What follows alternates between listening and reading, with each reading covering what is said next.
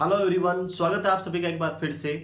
Previous class में अपन ने mechanism of drug action के अंदर लास्ट जो टॉपिक अपन ने देखा था रिसेप्टर्स के बारे में, कि रिसेप्टर्स क्या होते हैं, कैसे ड्रग जाके रिसेप्टर पे एक्ट करती है और कैसे कैसे वो अपना एक्शन दिखाती है। इसमें अपन ने 3 टाइप के देखे थे। एक था अगोनिस्ट रिसेप्टर, दूसरा था एंटागोनिस्ट रिसेप्टर और तीसरा था अपना पार्शियल एगोनिस्ट एंटागोनिस्ट रिसेप्टर। तो ये ऑलरेडी अपन ने प्रीवियस लेक्चर में इनके बारे में डिस्कस किया था।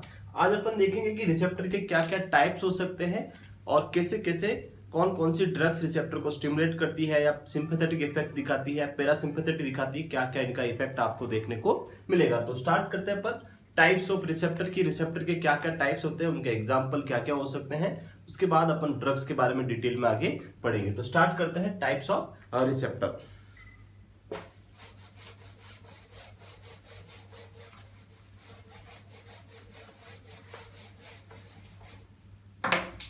तो यहाँ पे अपन टोटल 5 टाइप के रिसेप्टर्स के बारे में अपन बात करेंगे। रिसेप्टर्स की बात करें तो यहाँ पे पहला रिसेप्टर अपन देखेंगे कोलिनर्जिक रिसेप्टर।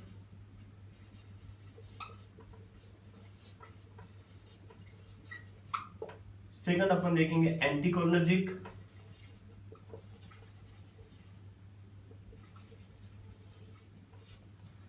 थर्ड अपन देखेंगे एड्रेनलिन या जो आपका एड्रेनर्जिक रिसेप्टर होता है वो, थर्ड इज एड्रेनर्जिक रिसेप्टर।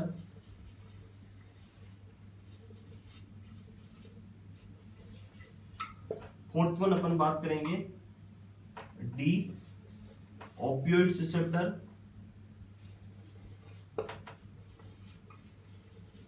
और लास्ट अपन बात करेंगे E, fifth one is dopamine receptor. तो यहाँ पे अपन ब्रीफली देखेंगे कि रिसेप्टर के क्या क्या टाइप्स हो सकते हैं, कहाँ कहाँ इनकी लोकेशन होती है और क्या क्या इनका इफेक्ट होता है। तो वन बाय वन अपन देखेंगे cholinergic, anticholinergic, adrenergic, opioids and dopamine receptor. तो स्टार्ट करते हैं अपन फर्स्ट कोलिनर्जिक रिसेप्टर से कि क्या होता है कोलिनर्जिक रिसेप्टर, क्या क्या इसके टाइप्स होते हैं, क्या इनका इफेक्ट होता है और कौन कौन से इसके ड्रग के एग्जाम्पल देखने को मिल सकते हैं। तो स्टार्ट करते हैं ए कोलिनर्जिक रिसेप्टर से।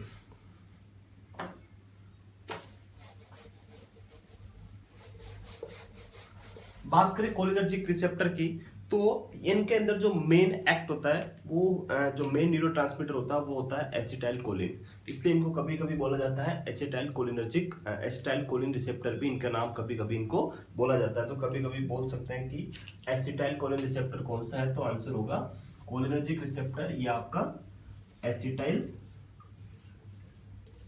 Colin receptor.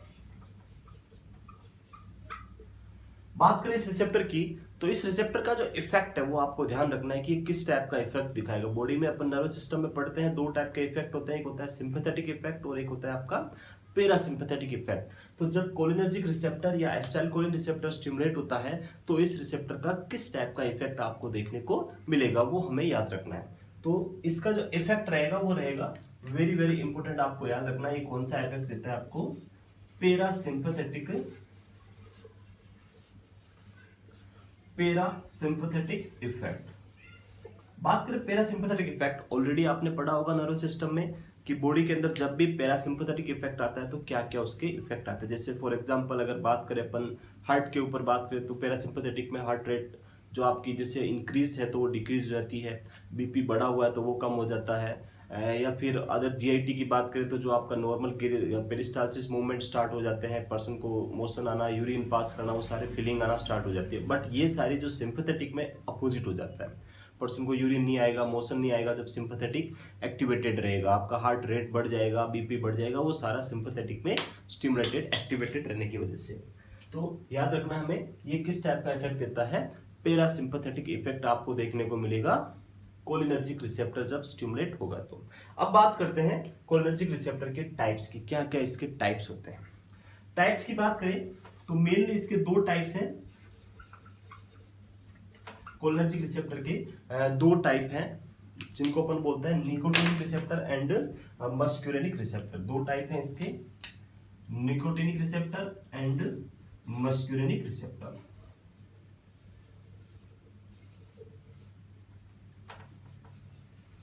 Muscarinic receptor. तो याद रखना है टाइप्स कितने हो गए इसके, कोलिनर्जिक रिसेप्टर के दो type, nicotinic cholinergic receptor and muscarinic cholinergic receptor.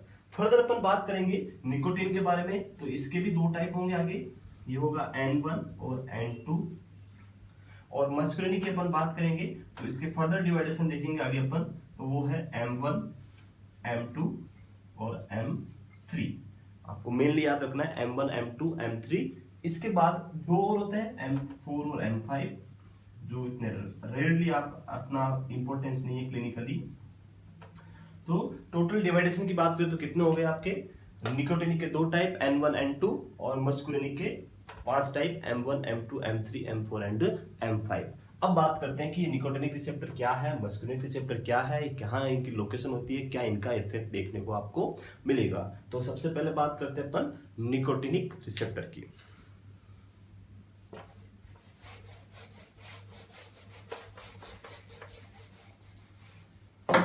तो फर्स्ट है निकोटिनिक रिसेप्टर।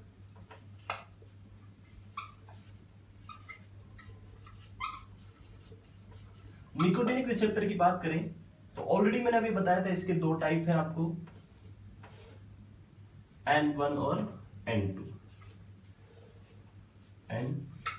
यहां पे निकोटिनिक रिसेप्टर की बात करते हैं, इसको एक और अदर नेम से भी जाना जाता है, वो भी आपको याद रखना है। और इसका जो अदर नेम है वो है आइनोट्रोपिक रिसेप्टर। आइनोट्रोपिक रिसेप्टर क्या होते हैं ये भी आपको पता होना जरूरी है कि क्या होते हैं आइनोट्रोपिक रिसेप्टर। तो बात करें रिसेप्टर दो टाइप के हो सकते हैं, एक होते हैं आइनोट्रोपिक और एक होते हैं मेटाट्रोपिक। तो आइनोट्रोपिक में क्या डिफरेंस होता है और जो मेटाबोट्रोपिक जो रिसेप्टर होते हैं उनमें क्या डिफरेंस आपको देखने को मिलेगा। तो देखते हैं पहले आइनोट्रोपिक रिसेप्टर। आइनोट्रोपिक रिसेप्टर क्या होते हैं, तो आइनोट्रोपिक रिसेप्टर ऐसे रिसेप्टर जो डायरेक्टली क्या करते हैं, किसी आयन चैनल को स्टिमुलेट करते हैं। जब ये रिसेप्टर स्टिमुलेट होंगे तो डायरेक्टली किसको स्टिमुलेट कर रहे हैं, ये किसी न किसी आयन चैनल को स्टिमुलेट करके अपने रिसेप्टर को स्टिमुलेट करवा रहे हैं। फॉर एग्जांपल जैसे sodium channel, sodium ion channel है उसको स्टिमुलेट कराया, पोटेशियम है, कैल्शियम है, किसी भी आयन चैनल को क्या करेंगे डायरेक्टली स्टिमुलेट करेंगे, तो उसको अपन क्या बोलेंगे आइनोट्रोपिक रिसेप्टर। तो आइनोट्रोपिक क्या होंगे, directly stimulate the ion channel.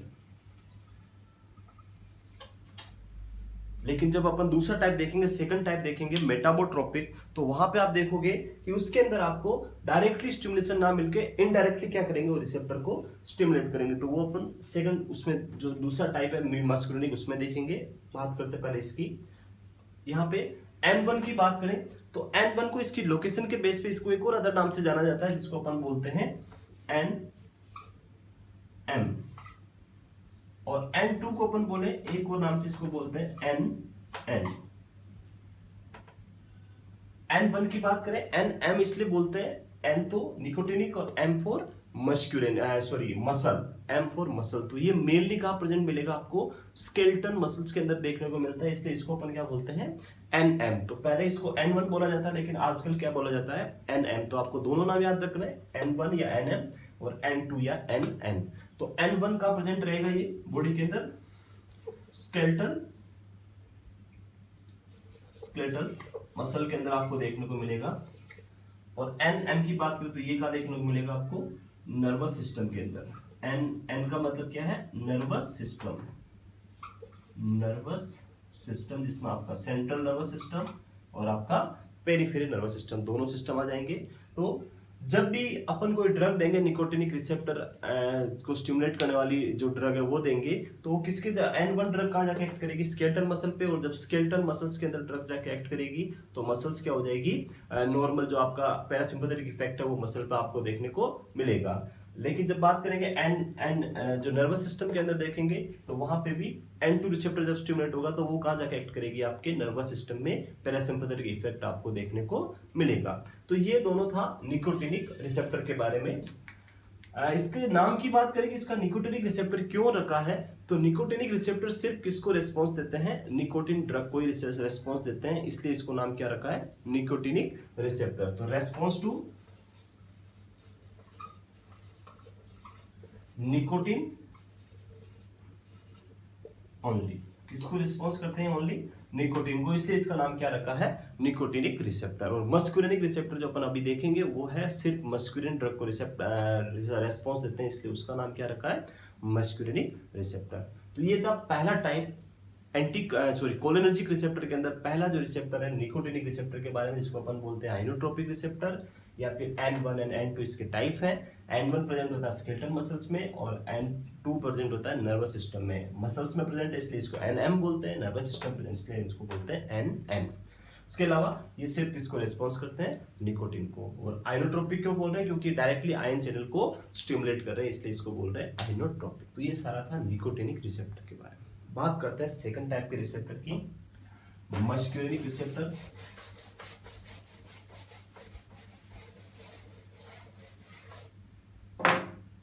Second है अपना मस्कुलिनिक रिसेप्टर।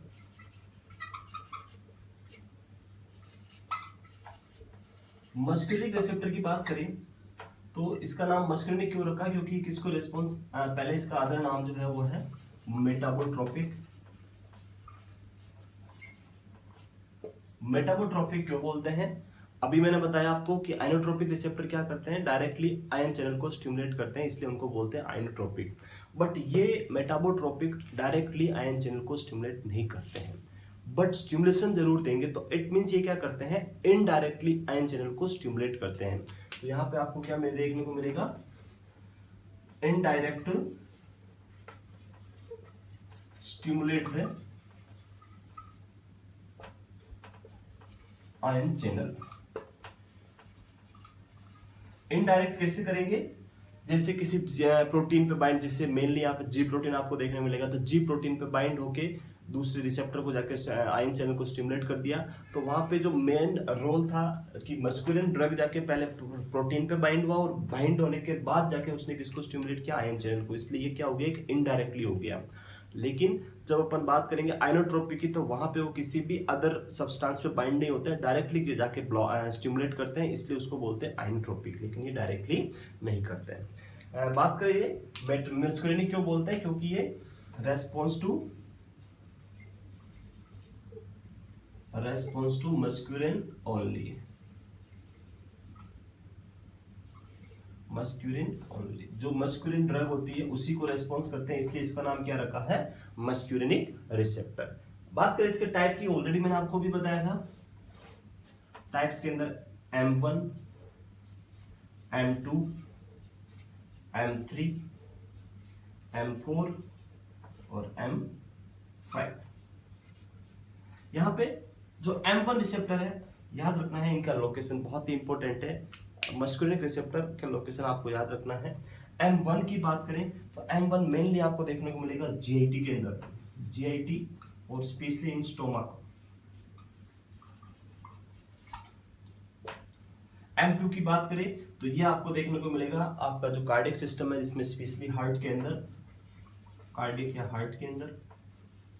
M3 की बात करें तो M3 जो है आपको मल्टीपल लोकेशन पे देखने को मिल सकता है, जैसे आइरिस, सीलियरी मसल,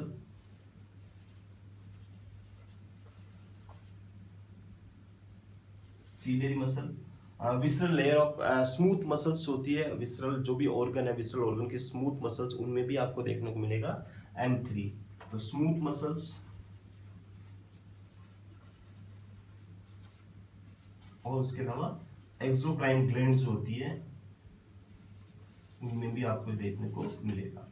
और M4 और M5 जो है वो आपको देखने को मिलेगा सेंट्रल नर्वस सिस्टम। तो ये इनकी लोकेशन है। M1 प्रेजेंट होता है GIT और स्टोमक के अंदर, M2 हार्ट के अंदर, M3 iris, ciliary muscles, smooth muscles, जितने भी विसरल ओनली स्मूथ मसल्स हैं उनमें, और एक्सोक्राइन ग्लैंड में, M4 और M5 आपके सेंट्रल नर्वस सिस्टम के अंदर। बात करें M1 की, जब M1 रिसेप्टर स्टिमुलेट होगा तो ये M1 पैरासिम्पैथेटिक इफेक्ट दिखाएगा GIT के अंदर, और आपका स्टोमक के अंदर जो गैस्ट्रिक मोटिलिटी है, मूवमेंट है, या जो भी है उन सबको क्या करेगा? कम कर देगा। तो पर्सन को इंडाइजेशन होगा, मे बी उसको वोमिटिंग हो सकती है, जो कंटेंट है वो डाइजेस्ट नहीं होगा, तो वो सारी, या एब्डोमिनल क्रैम्प्स आ सकते हैं, एब्डोमिनल पेन हो सकता है। हार्ट के अंदर जब स्टिमुलेट करेगा तो हार्ट रेट कम हो जाएगी। M3 रिसेप्टर जब स्टिमुलेट होगा तो आइरिस जब क्या होगा? जब अपन बात करें पैरासिम्पैथेटिक इफेक्ट ऑफ आइरिस की, तो आइरिस क्या हो जाएगा, कॉन्ट्रैक्टेड हो जाएगा, और जब आइरिस के अंदर कॉन्ट्रैक्शन होगा तो पर्सन जो पिपिल है वो कॉन्स्ट्रिक्टेड हो जाएगा और उसका विजन प्रॉपर नहीं हो पाएगा। उसके अलावा सीलियरी मसल्स होगी तो सेम वही प्रॉब्लम आएगी। स्मूथ मसल्स, सीलियरी मसल जब प्रॉपर फंक्शन नहीं करेगी तो उसका डबल विजन हो जाएगा, मे बी एक आई इधर इधर ऐसा भी देखने को आपको मिल सकता है। Smooth muscles of visceral organ जितनी भी है उनकी स्मूथ मसल्स प्रॉपर फंक्शन नहीं करेगी, पेशेंट का गैस्ट्रिक मोटालिटी प्रॉपर नहीं, वो कॉन्स्टिपेशन हो सकता है, पर्सन को क्रैम्प्स आ सकते हैं, एक्सोक्राइन ग्लैंड प्रॉपर फंक्शन नहीं होगी, और M4 M5 central nervous system के अंदर। तो ये लोकेशन आपको याद रखनी है मस्कुलिनिक रिसेप्टर की कहाँ कहाँ प्रेजेंट होते हैं। तो मस्कुलिनिक रिसेप्टर को हम बोलते हैं, अदर नेम में बोलते हैं मेटाबोट्रोपिक रिसेप्टर, क्योंकि ये इनडायरेक्टली स्टिमुलेट कर रहा है चैनल को। उसके साथ में इसके 5 टाइप है, M1 M2 M3 M4 M5। M1 mainly present in GIT, M2 mainly present in heart, M3 mainly present iris, ciliary muscles and smooth muscles of visceral organ। उसके बाद अपन ने देखा M4 M5 जिसके अंदर आपने सेंट्रल नर्वस सिस्टम के अंदर। तो ये सारा था फर्स्ट टाइप का जो रिसेप्टर अपना एड्रेनर्जिक रिसेप्टर, उसके बारे में। एड्रेनर्जिक रिसेप्टर जिसके अपन ने 2 टाइप देखे, निकोटोनिक एंड मस्कुलिनिक। अब अपन बात कर लेते हैं इसके कुछ ड्रग्स के एग्जाम्पल कि कौन कौन सी ड्रग्स इसके अंदर आ सकती है। तो बात करते हैं एग्जाम्पल की। ड्रग्स के अंदर अपन यहाँ पे 2 टाइप के ड्रग्स देखेंगे। पहली ऐसी ड्रग जो डायरेक्टली क्या कर रही है, रिसेप्टर को स्टिमुलेट करने का काम कर रही है, जिसको अपन बोलते हैं अगोनिस्ट ड्रग। ऑलरेडी मैंने प्रीवियस लेक्चर में डिस्कस किया था। तो पहली ड्रग अपन देखते हैं cholinergic agonist drug. Cholinergic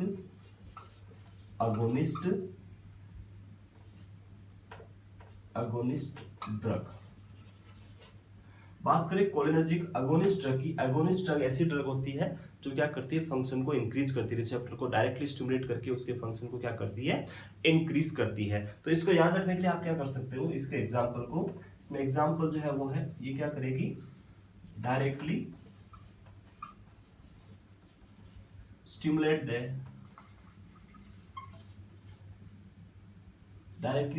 the cholinergic receptor. इसके एग्जाम्पल की बात करें, इसको याद रखने के लिए आप रख सकते हो ABCMP। A फॉर एसिटाइलकोलिन जो ऑलरेडी अपन देख रहे थे, acetylcholine. B for bethanechol. C for carbachol. M for muscarine और P फॉर पिलोकार्पिन। तो एक शॉर्ट ट्रिक से आप याद रख सकते हो, ABCMP सिंपल सा है, जिसमें acetylcholine, bethanechol, carbachol, M for muscarinic और P फॉर पिलोकार्पिन। तो ये जो 5 ड्रग है वो किसका एग्जांपल है, cholinergic agonist drug. Cholinergic agonist drug ऐसी ड्रग जो क्या करती है, पेशेंट के रिसेप्टर को डायरेक्टली स्टिमुलेट करती है और उसकी वजह से उसका फंक्शन क्या हो जाएगा, इंक्रीज हो जाएगा। अब बात करते हैं, कुछ ड्रग ऐसी हो सकती है जो रिसेप्टर को डायरेक्टली स्टिमुलेट नहीं करती है, बट जो रिसेप्टर का न्यूरोट्रांसमीटर है उसके लेवल को इंक्रीज कर दे। फॉर एग्जांपल जैसे यहाँ मेन जो न्यूरोट्रांसमीटर था वो था एसिटाइलकोलिन। अगर अपन एसिटाइलकोलिन के लेवल को इंक्रीज कर दें तो वहां पे जब एसिटाइलकोलिन ज्यादा होगा तो ज्यादा रिसेप्टर को एसिटाइलकोलिन स्टिमुलेट करेगा और आपका इफेक्ट है वो क्या हो जाएगा, इंक्रीज हो जाएगा। तो सेकंड टाइप की ड्रग होती है जो क्या करती है, एसिटाइलकोलिन के लेवल को इंक्रीज करने का काम करती है। ऐसी ड्रग को अपन बोलते हैं एंटीकोलिनस्टेजेस ड्रग। सेकंड टाइप की ड्रग है जो कौन सी है, एंटीकोलिनस्टेजेस ड्रग। इसी के अंदर एग्जांपल है, कोलिनर्जिक ड्रग का ही एग्जांपल है दूसरा, वो है बी एंटीकोलिनस्टेजेस।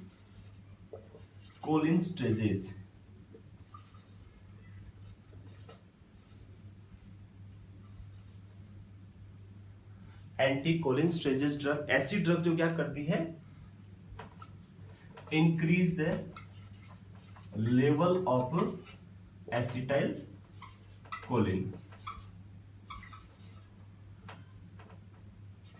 ये ड्रग क्या करती है, एसिटाइलकोलिन के लेवल को इंक्रीज करती है। जब एसिटाइलकोलिन का लेवल इंक्रीज होगा तो एसिटाइलकोलिन ज्यादा रिसेप्टर को स्टिमुलेट करेगा और ज्यादा रिसेप्टर को स्टिमुलेट करेगा तो आपका जो इफेक्ट है वो क्या हो जाएगा, इंक्रीज हो जाएगा। इन ड्रग को याद रखने के लिए आपको याद रखना है, जो सारी ड्रग जिनके पीछे स्टिग्माइन आता है वो सारी ड्रग इसके एग्जांपल है, एसिटाइलकोलिनस्टेजेस के एग्जांपल है, जैसे पायरिडोस्टिग्माइन,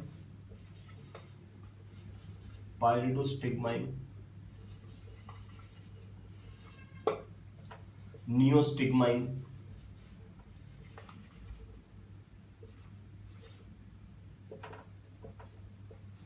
रिवोस्टिग्माइन,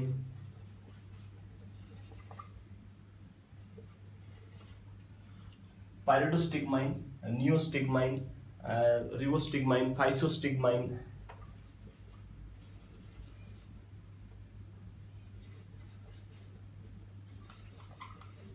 फाइसोस्टिग्माइन। उसके अलावा कुछ ड्रग और होती है जो अपन यूज करते हैं, जैसे गैलेंटामाइन, टेक्राइन, डोनाप्रेजिल,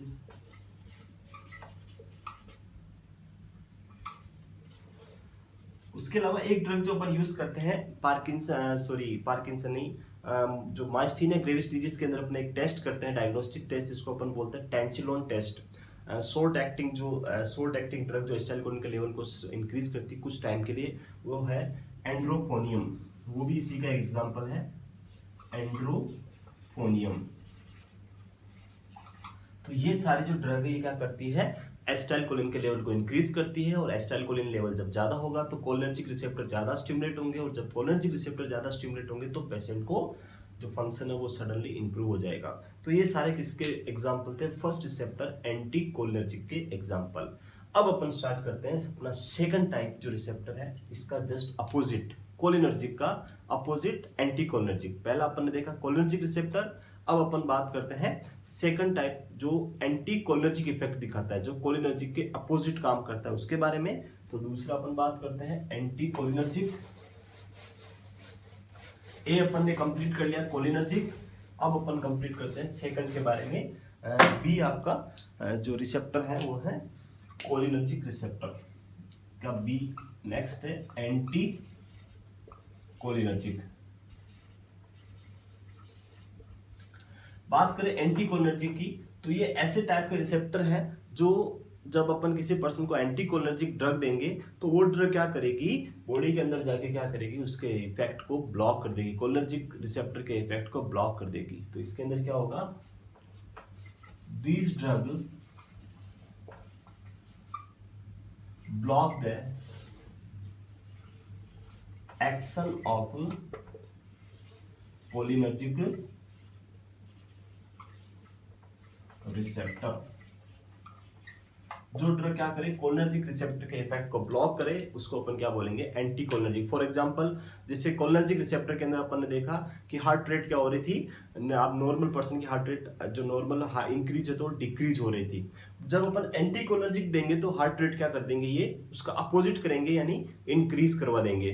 तो अपन इसमें एग्जाम्पल की बात करते हैं, जैसे इसमें एग्जाम्पल एट्रोपिन, जो अपन बहुत सारी जगह आपने देखा होगा यूज किया जाता है पेशेंट के अंदर। एट्रोपिन जो ड्रग है वो अपन बहुत सारी जगह यूज करते हैं एट्रोपिन। तो जो एक एग्जांपल है आपका एट्रोपिन सल्फेट, उसके अलावा हायोसिन, ट्रोपिकामाइड,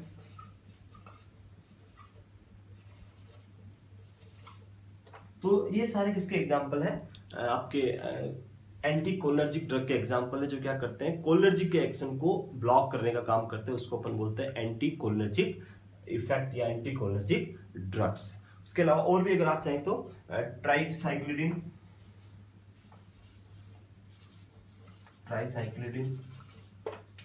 ये कुछ एग्जांपल्स है जो आप प्रोसाइक्लिडिन, ट्राइसाइक्लिडिन, तो ये सारे इसके एग्जांपल है जो आप इसको याद रख सकते हैं एग्जाम में। तो अपन ने दो रिसेप्टर पढ़े अभी तक, पहला देखा था कोलिनर्जिक रिसेप्टर, दूसरा अपन ने देखा एंटी कोलिनर्जिक। कोलिनर्जिक रिसेप्टर जो सिंपैथेटिक का पैरासिम्पैथेटिक इफेक्ट शो कर रहा था कोलिनर्जिक रिसेप्टर, उसको ब्लॉक कर रहा है एंटी कोलिनर्जिक, और उसकी वजह से आपको कौन सा इफेक्ट देखने को मिल रहा है, एंटी कोलिनर्जिक की वजह से सिंपैथेटिक, यानी जब अपन कोलिनर्जिक ड्रग देंगे तो हार्ट रेट कम हो रही है, लेकिन जब एंटी कोलिनर्जिक देंगे तो हार्ट रेट इंक्रीज हो जाएगी। ये थे एंटी कोलिनर्जिक के बारे में। नेक्स्ट थर्ड अपन बात करते हैं एडिनर्जिक रिसेप्टर।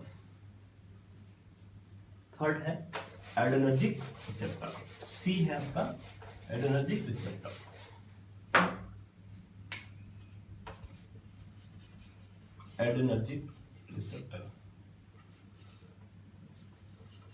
एडिनर्जिक रिसेप्टर की बात करें तो इनका जो एक्शन है सबसे इंपॉर्टेंट याद रखना है, एड्रेनर्जिक रिसेप्टर का एक्शन होता है, ये क्या करता है हमेशा सिंपैथेटिक इफेक्ट शो करेंगे। इनका इफेक्ट कैसा रहेगा, sympathetic effect.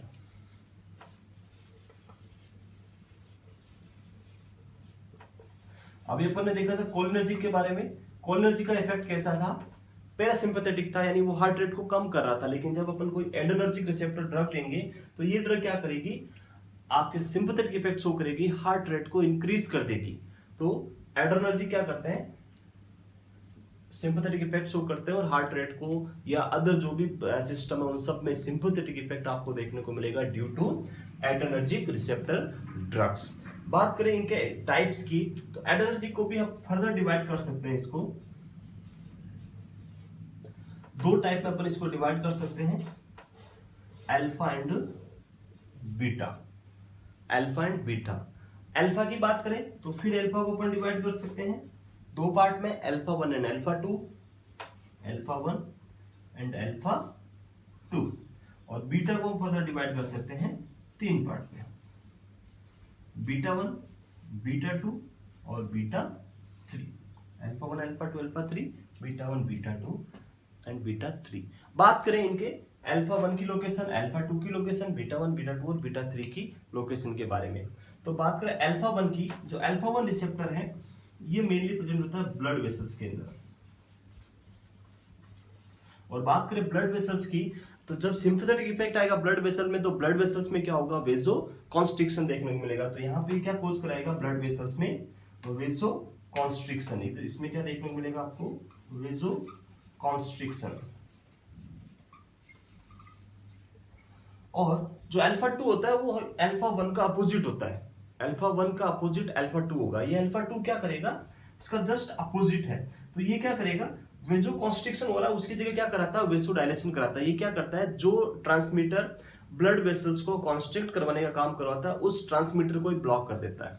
Transmitter which cause the blood vessel constriction block by the alpha 2 receptor. जब अल्फा 2 रिसेप्टर वेसो कॉन्स्ट्रिक्शन करने वाले ट्रांसमीटर को ही ब्लॉक कर देगा तो उसकी जगह क्या होगा, इसकी वजह से ये क्या कॉज कराता है, वेसो डायलेशन।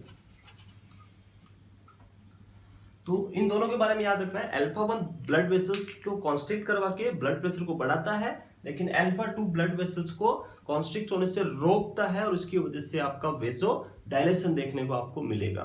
बात करते हैं बीटा की। बीटा की बात करें इनकी लोकेशन, तो ये तीन टाइप के होते हैं, beta 1, beta 2 and beta 3। Beta 1 की बात करें, इनकी लोकेशन जो होती है बीटा 1 की, ये प्रेजेंट होते हैं आपके हार्ट के अंदर और आपका juxtaglomerular apparatus JG cell जो होती है उसके अंदर आपको देखने को मिलेगा बीटा 1। जब बात करेंगे हार्ट की, तो जब हार्ट के ऊपर एडर्जिक रिसेप्टर स्टिमुलेट होगा तो हार्ट रेट इंक्रीज हो जाएगी। जेजीजेल सब स्टिमुलेट होगा जस्टा ग्लोमेरुलर एपरेटस, तो ज्यादा रेनिन सिक्रेट होगा आपका और ज्यादा से ज्यादा आपको क्या मिलेगा, जो रास सिस्टम है वो ज्यादा स्टिमुलेट होगा और ब्लड प्रेशर क्या हो जाएगा, इंक्रीज हो जाएगा। बीटा 2 की बात करें, बीटा 2 रिसेप्टर पाया जाता है मेनली ब्रोंकाई के अंदर। तो जब बीटा 2 रिसेप्टर स्टिमुलेट होता है तो पेशेंट में क्या होगा, ब्रोंको कॉन्स्ट्रिक्शन। यहां पे क्या देखने को मिलेगा आपको, ब्रोंको कॉन्स्ट्रिक्शन।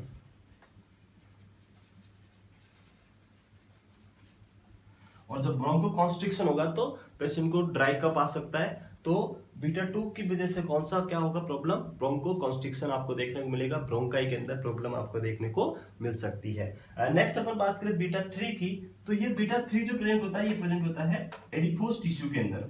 ये क्या प्रेजेंट होता है, एडिपोज टिश्यू के अंदर। और इस एडिपोज टिश्यू के अंदर प्रेजेंट होने की वजह से इसको अपन बोलते हैं एंटी ओबेसिटी ड्रग या रिसेप्टर, एंटी ओबेसिटी रिसेप्टर।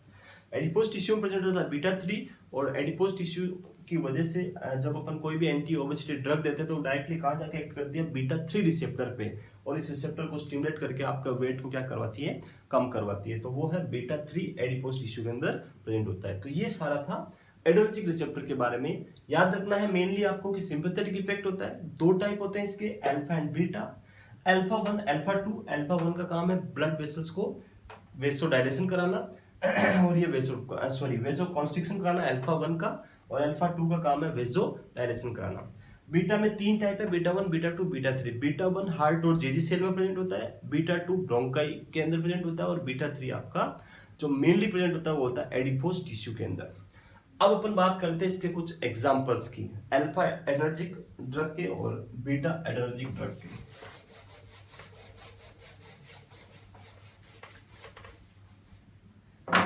पहला अपन देख लेते हैं अल्फा एडर्जिक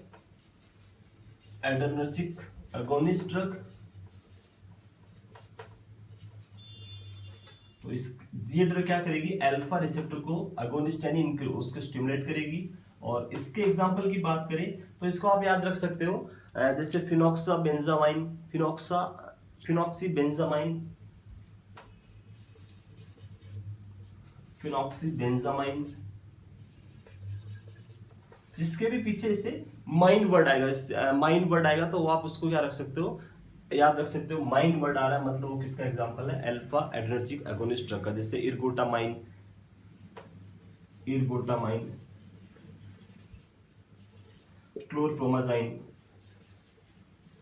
क्लोरप्रोमाजाइन। तो ये किसके एग्जांपल है, अल्फा एनर्जिक ड्रग के, जो क्या करती है आपके इसको स्टिमुलेट करके इसके फंक्शन को इंक्रीज करवाती है। एक और आप याद रख सकते हो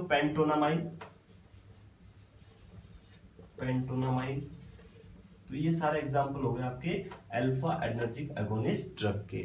और सेकंड टाइप की जो ड्रग है वो है बीटा एगोनिस्ट, और बीटा एगोनिस्ट के एग्जांपल होते हैं जिसके पीछे लोल आता है, जैसे प्रोप्रानोलोल, लोबेटालोल, मेटाप्रोलोल। तो ये सारे किसके एग्जांपल है, सेकंड टाइप की ड्रग आपकी बीटा एडर्जिक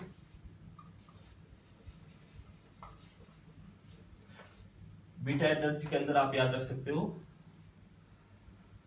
लोबेटालोल, प्रोप्रानोलोल,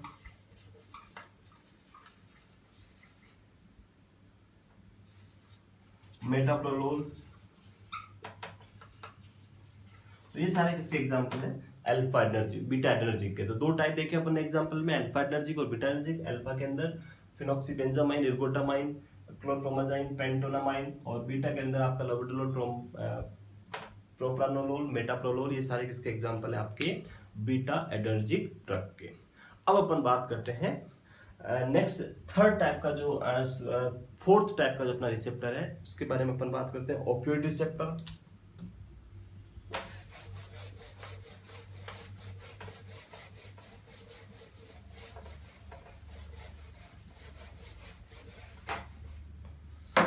थर्ड टाइप जो है वो है ओपियोइड रिसेप्टर्स।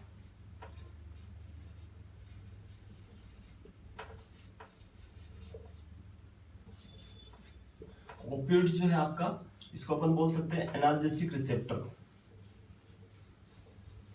एनाल्जेसिक क्यों बोल रहे हैं, क्योंकि ये क्या करता है, पेन किलर टाइप का है, पेन को कम करता है। जब भी ये रिसेप्टर एक्टिवेट होगा तो आपका पेन क्या होगा, कम होगा। Mainly present in central nervous system, CNS में आपको देखने को मिलेगा ये। इसके 3 टाइप हो सकते हैं, मेनली अपन देखें तो 3 टाइप आपको देखने को मिलेंगे, जिसको अपन बोलते हैं डेल्टा। इसको अपन ऐसे बनाते हैं, एस शेप में, डेल्टा। टाइप्स की बात करें इसकी,